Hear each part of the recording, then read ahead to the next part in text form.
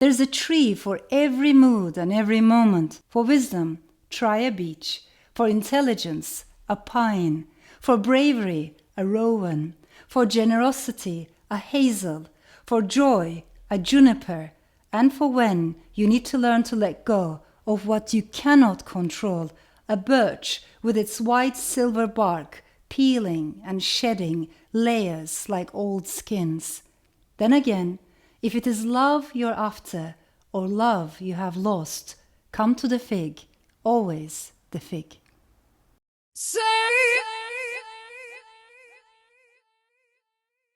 So I want to talk about trees, and I think like many of us throughout this pandemic, the lockdowns, I also felt the need to reconnect with nature, with the trees around us, with our ecology. We are at a very critical crossroads with the climate crisis accelerating as we are losing our only home, our only planet, Earth.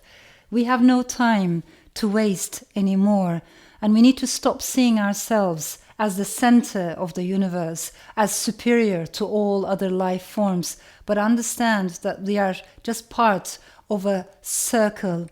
Circles are interesting. When I look at the traditions, for instance, the legends of Anatolia, among the nomadic tribes of Anatolia, there was this interesting custom once upon a time.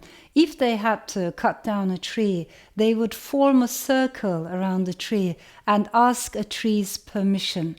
And I love that ritual because it shows us a different way of thinking, a different way of perceiving the world, in which human beings are not the owners of the land, but they're only one among many, many life forms. So you will only perform such a ritual if you do not see yourself as superior to a tree, as the consumer of everything else around you. I love thinking about roots being uprooted, rerouted, and all these concepts and arborescent imagery very much shaped my latest novel, The Island of Missing Trees. And I want to read an excerpt from this new novel in which a ficus carica, a remarkable fig trees are remarkable in my opinion, tells parts of the story. And this is how she speaks.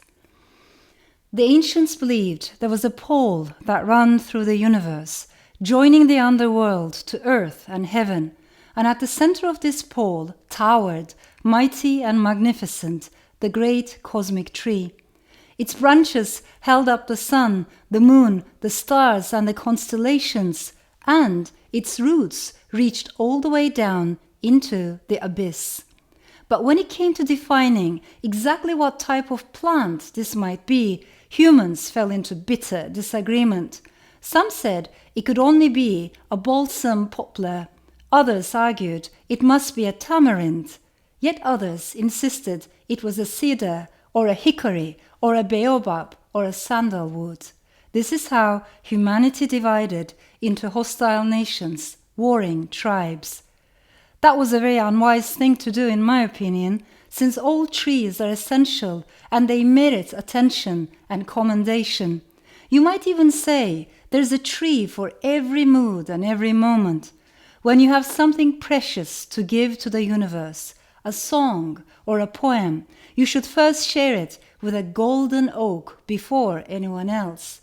If you are feeling discouraged and defenseless, look for a Mediterranean cypress or a flowering horse chestnut. Both are strikingly resilient, and they will tell you about all the fires they have survived. And if you want to emerge stronger and kinder from your trials, find an aspen to learn from, a tree so tenacious it can fend off even the flames that aim to destroy it. If you're hurting and have no one willing to listen to you, it might do you good to spend time beside a sugar maple.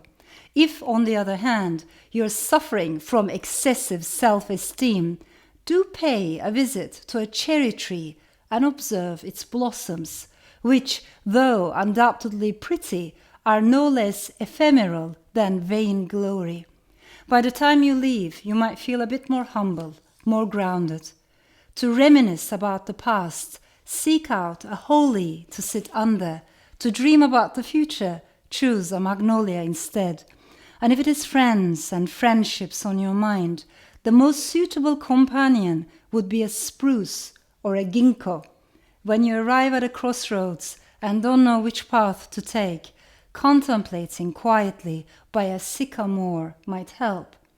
If you're an artist in need of inspiration, a blue jacaranda or a sweetly scented mimosa could stir your imagination. If it is renewal you are after, seek a wych elm, and if you have too many regrets, a weeping willow will offer solace.